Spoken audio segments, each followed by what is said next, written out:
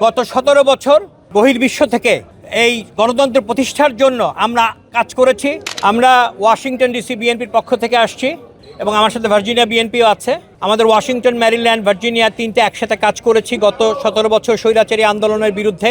আপনারা হয়তো দেখেছেন লাস্ট ওয়াশিংটনে 2025 সালে হাসিনার বিরুদ্ধে আমরা আপনাদের পক্ষ নিয়ে বিরাট বিক্ষোভ করেছি। আপনারা সবসময় এখানে নির্যাতিত হয়েছিলেন হাসিনার পক্ষ লোক দ্বারা। আমরা ওই দিন হাসিনা বাহিনীকে পরাস্ত করেছিলাম, আপনারা হয়তো দেখেছেন টেলিভিশনে।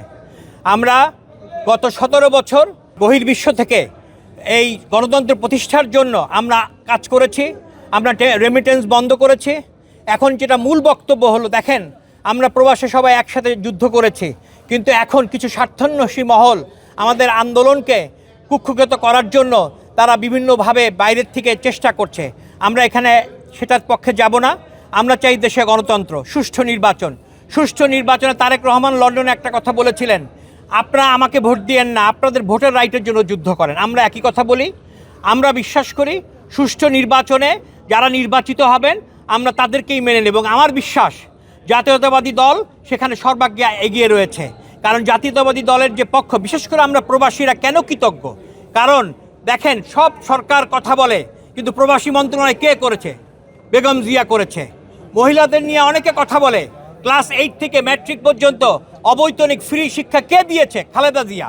তারপরে দেখেন মুক্তিযুদ্ধে নিয়ে হাসিনা কত কথা বলে, মুক্তিযুদ্ধের সোল এজেন্ট, কিন্তু মুক্তিযুদ্ধ মন্ত্রণালয় কে বানিয়েছে? বেগম খালেদা জিয়া। তারা আলটিমেটলি কি দাঁড়ালো? আমাদের মানুষ তাদের রায় দিবে ইনশাল্লাহ। আগামী 12 তারিখ নির্বাচনে তারেক রহমান বিশাল বিজয় হবে ইনশাল্লাহ। আমরা আশা করি আপনারা আমাদের এই বক্তব্য, বিশেষ করে প্রবাসে যারা আছেন ওয়াশিংটন বহির্বিশ্ব বিএনপির পক্ষ থেকে আপনাদের প্রত্যেককে আমাদের আন্তরিক অনুরোধ রইল, আপনারা নির্ভয়ে ভোট দিবেন এবং জাতীয়তাবাদী শক্তিকে আপনারা এগিয়ে নেবেন। এবং আমরা বিশ্বাস করি 12 তারিখের পরে আমরা এই স্বাধীন বাংলাদেশে একটা মুক্ত গণতন্ত্রের আমরা আবার নতুন করে স্বাদ পাবো।